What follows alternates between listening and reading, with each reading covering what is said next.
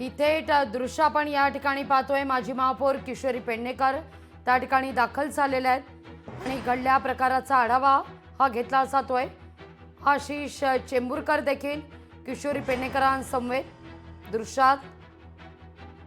नेमकी ही घटना कशी घडली, कसा सगळा प्रकार घडला याचा आढावा घेतला जातोय। अतिशय संयमाची खरं तर भूमिका या ठिकाणी शिवसैनिकांकडून घेण्यात आली आहे। यावर किशोरी पेडणेकर बोलतायत। ज्या व्यक्तींनी कोणी केलंय त्याचा मी पहिला निषेध करते, या कृतीचा मी निषेध करते।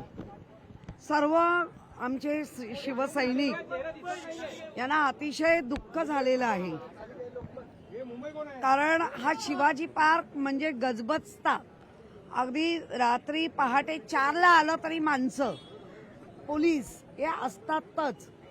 याचा अर्थ ज्यांनी केलाय त्याला कोणी करायला उकसवलंय का?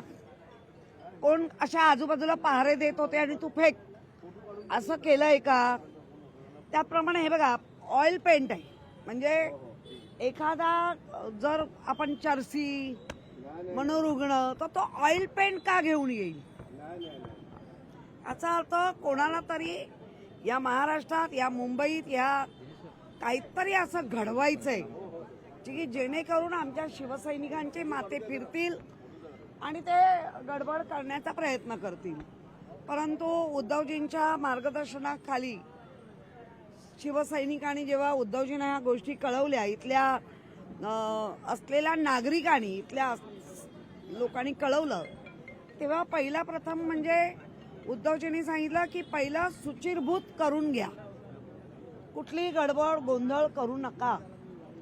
आणि पोलिसांना पाचारण केलं, पोलीस आले, सगळं व्हिडिओ शूटिंग झालं, सगळं झालं। चारी बाजूला कॅमेरे आहेत, निश्चित त्या कॅमेऱ्यामध्ये कोण व्यक्ती आहे ती कळेल, त्या व्यक्तीचं वर्तमान काय आहे, त्या व्यक्तीचा भूतकाळ काय आहे, नक्की हे तपासलंच पाहिजे।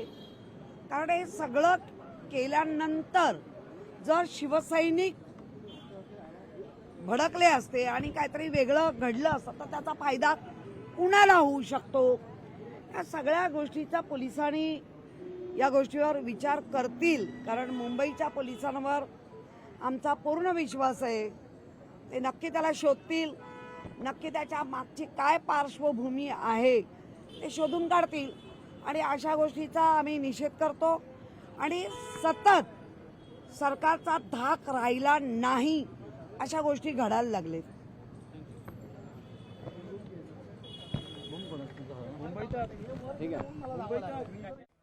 सरकारचा या सगळ्या गोष्टींवर धाक राहिलेला नाही असं म्हणत संताप व्यक्त केला जातोय शिवसैनिकांकडून। कोणाला तरी मुंबई अशांत ठेवायची आहे याकरता हे प्रयत्न केले जात आहेत असा देखील आरोप माजी महापौर किशोरी पेडणेकर यांनी केलाय।